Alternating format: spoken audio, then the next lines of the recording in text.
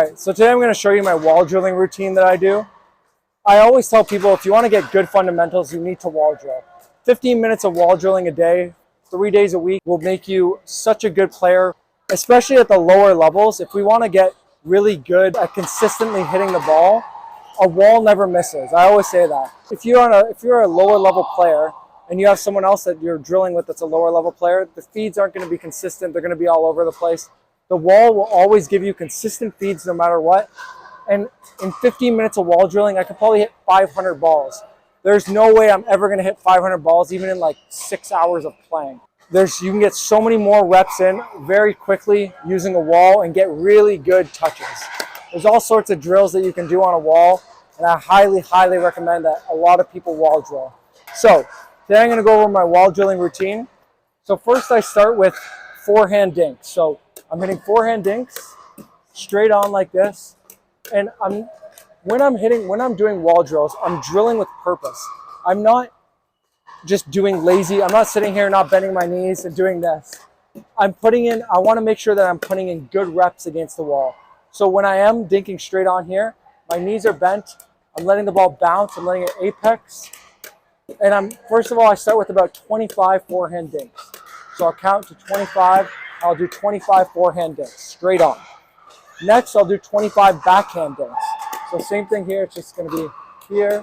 And I'm just dinking straight on, making sure I'm holding the ball, letting it bounce, and getting under it. After that, I have a two-handed backhand, so I like to do two-handed backhand dinks. So I'm going to do the same thing.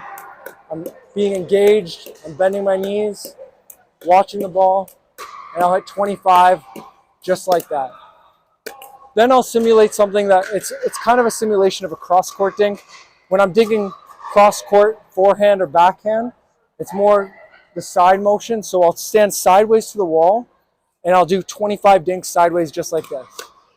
So I'll hit 25 dinks just like this. 3, 4, 5. Watching the ball, getting under it.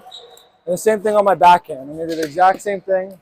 Go sideways. And I'm going to hit 25 dinks just like this. Then 25 two-handed backhand dinks just like this. Then I'm going to come back to straight on, and I'm going to hit some alternating dinks. Mixing some two-handed in there. And I'll hit about 50 of these. And after that, what I do is I like to do a footwork drill. So I'll stand really close to the wall right here, and I'll hit the ball against it, and I'll practice taking a step back and watching the ball and pretending like I can't take the dink. It's what I'm trying to simulate is when I'm at the kitchen, if I can't take the dink out of the air, I'm going to step back. I'm not going to short hop it. I'm letting the ball bounce, apex, and then I'm taking it at its apex. So I'm working on moving my feet. This is a really, really good drill for footwork. So my paddle's out in front. I can't take it out of the air. So I'm stepping back, and I'm moving my feet and getting under the ball. So I'm not doing this. I'm not short hopping the ball. I'm letting it bounce, apex, and I'm really making sure I'm getting good footwork reps and making sure I'm letting the ball bounce fully. After that, what I do is I like to do 50 forehand volleys. So I'll come to the wall, and I'll do 50 forehand volleys. Then I'll do 50 backhand volleys. And then I'll do 50 two-handed backhand volleys.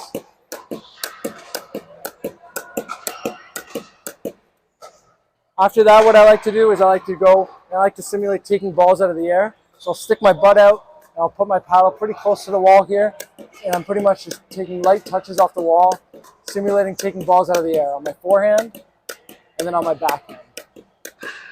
And then I'll do alternating as well. So they're 25 forehand, 25 backhand, 25 alternating. And this is more for my hands, just to get used to twisting the paddle in my hand. Then after that, I'm going to do alternating volleys against the wall. So I'm not practicing taking it out of the air, but I'm more doing volleys. Doing alternating volleys, mixing in some two-handed backhands here as well. And I'll do 50 of those. Then after that, what I'll do is I'll do a protecting the body drill, which is pretty much, I'm only hitting backhands. I'm going to start on the left side, and as I come over to my right side, I'm dipping my paddle head down, and then moving it to this side here. I'm moving along the wall, and I can get faster and faster as I move across. But I'm pretty much just focusing on counter blocking, using my backhand and protecting my whole body. So again, we're just doing this all the way across.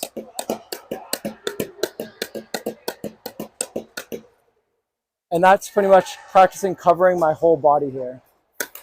Then I like to do a really fast volley drill where I go through and I hit some really, really quick volleys. And I'm going to do alternating volleys and making sure I'm staying engaged. I'm watching the ball. And I'm just working on my hand speed here. Going back and forth and back and forth.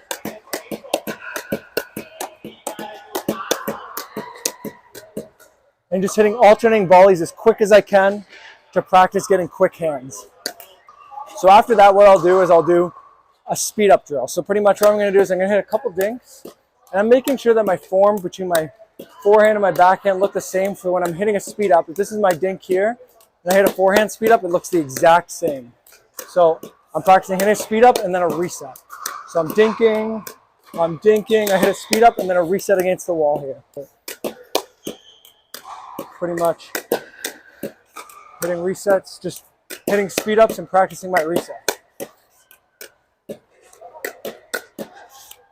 So I'll probably, instead of counting reps on these ones, I usually do them for about 5 minutes.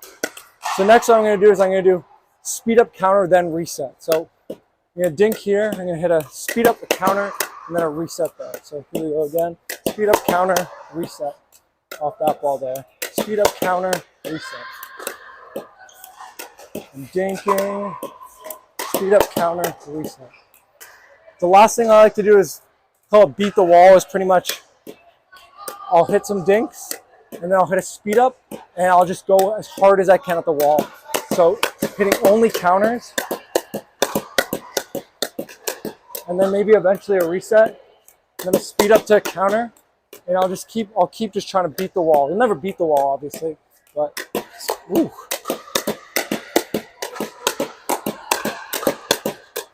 And eventually hit a reset off this. We'll just keep going and hitting good.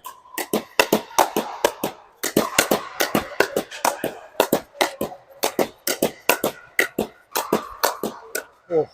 It's just good to get really good touches and fast hands in against the wall. So when we're in-game situations, we can really move our paddle and be ready for the next balls coming at us. That's pretty much my wall drilling routine. If you can implement it in your daily routines or a couple days a week, very, very important to do. You'll get really good reps. You can practice your speed ups, all sorts of things, get really good touches, hitting your sweet spot. Very, very good stuff.